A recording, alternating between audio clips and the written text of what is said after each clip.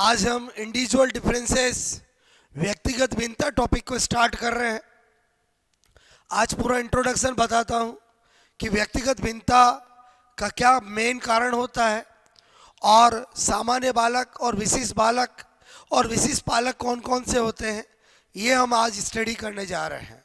तो हमारा टॉपिक है इंडिविजुअल डिफरेंसेस, जिसमें हम सामान्य बालक और विशिष्ट बालक की बात करेंगे। ओके,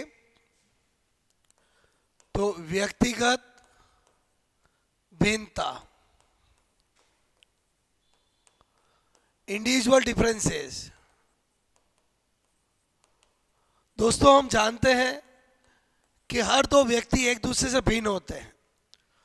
तो इंडिविजुअल डिफरेंसेस कहता है कि हर दो व्यक्ति एक दूसरे से भिन्न होते हैं, या बोलो आपसे मैं कह रहा हूं कि अलग अलग तरह के लोग होते हैं। तो उसके बहुत सारे कारण होते हैं। उसमें मेन कारण है आनुवांशिक कारण, कि अगर हम बात करें जाति, जलवायु, देश, प्रदेश, ये सब भी व्यक्तिगत भिन्नता को प्रभावित करते हैं। लेकिन सबसे मुख्य कारक कौन सा है? वो है लैंगिक जनन, आनुवांशिक कारण।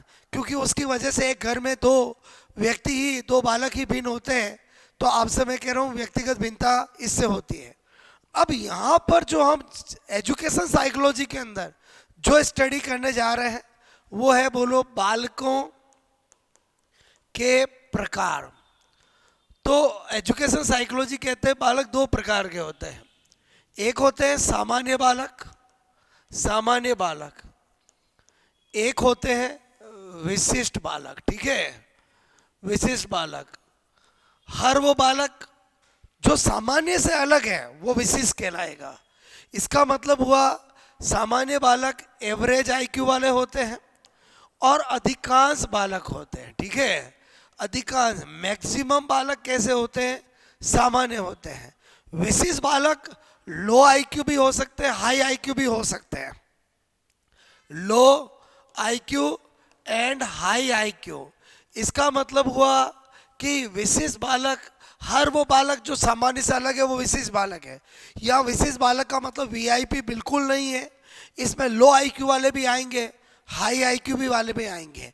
इसका मतलब विशिष्ट बालक के बारे में अगर पूछे तो आपको पता होना चाहिए प्रतिभाशाली, जीनियस चाइल्ड बालक भी इसी में आता है। क्रिएटिव चाइल्ड, सर्जनशील बालक भी इसमें आता है।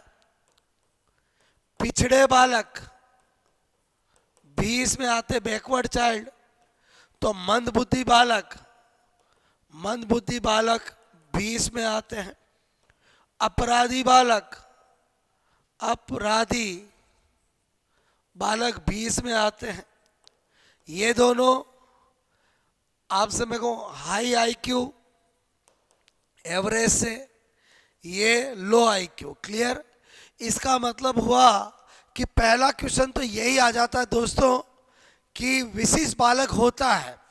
ऑप्शन में एक लिख रखा हूं मंदबुद्धि बालक, एक अपराधी बालक, एक प्रतिभाशाली बालक, एक उपयुक्त सभी। तो उपयुक्त सभी आंसर होगा। सबसे पहले ये खंडा आपका क्लियर होना चाहिए। ये सारे के सारे बालक क्या होते हैं? विशिष्ट होते हैं। अक्सर ऐसा क्वेश्चन आ जाता है। अब यहाँ पर वेरी इंपॉर्टेंट स्पेशल नोट, अगर मैं बात करूं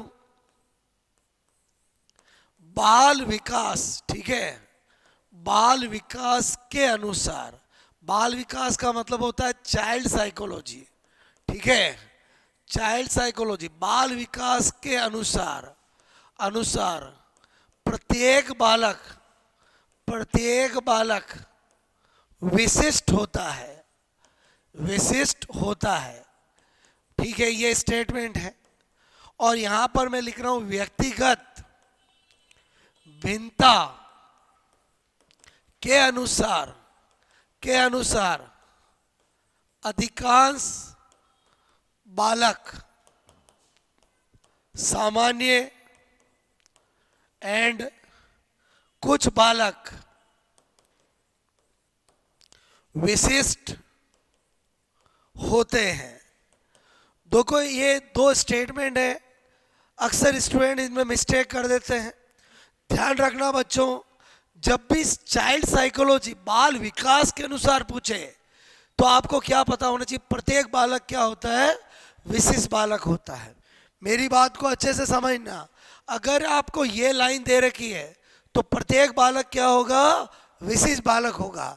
लेकिन व्यक्तिगत भिन्नता के अनुसार पूछा जाए तो अधिकांश बालक क्या होंगे, सामान्य, और कुछ बालक होंगे विशिष्ट। अब एग्जाम में क्वेश्चन आता है कि बाल विकास के अनुसार बोलो विशिष्ट बालक होता है, कुछ बालक, अधिकांश बालक, प्रत्येक बालक। तो यहाँ पर जब बाल विकास के अनुसार पूछे तो विशिष्ट बालक, प्रत्येक बालक विशिष्ट बालक होता है, ये चाइल्ड साइकोलॉजी कहती है। ओके, लेकिन जब व्यक्तिगत भिन्नता लिखा हुआ है तो आपको पता होना चाहिए अधिकांश बालक सामान्य होते हैं, कुछ बालक विशिष्ट होते हैं। क्योंकि व्यक्तिगत भिन्नता के अंदर, एजुकेशन साइकोलॉजी के अंदर, उसमें विशिष्ट बालक का मीनिंग अलग है। उसमें मंदबुद्धि बालक, पिछड़े बालक, प्रतिभाशाली बालक, बोलो आपसे मैं करूँ सर्जनशील बालक, और अपराधी बालकों को विशिष्ट बालक कहा गया है। ये आपको पता होना चाहिए। एक एक बालक हम बहुत अच्छे से मैं आपको स्टडी कराऊंगा। अभी मैंने आज आपको लेक्चर में क्या बताना चाहा है, क्योंकि बहुत सी बार स्टूडेंट बहुत कुछ पढ़ लेते हैं लेकिन टॉपिक का मीनिंग वही क्लियर नहीं होता है। तो आज मैंने आपको सामान्य बालक और विशिष्ट बालक में क्या डिफरेंस होता है, और विशिष्ट बालक कौन कौन से होते हैं, और बाल मनोविज्ञान के अनुसार क्या स्टेटमेंट है विशिष्ट बालक के लिए, और व्यक्तिगत भिन्नता के अनुसार क्या स्टेटमेंट है, ये बताने की कोशिश की है। आई होप आपको मेरा मीनिंग समझ में आया होगा। कमेंट्स करके बताएं, और दोस्तों इसी तरह से पढ़ते रहें और मस्त रहें। Best of luck.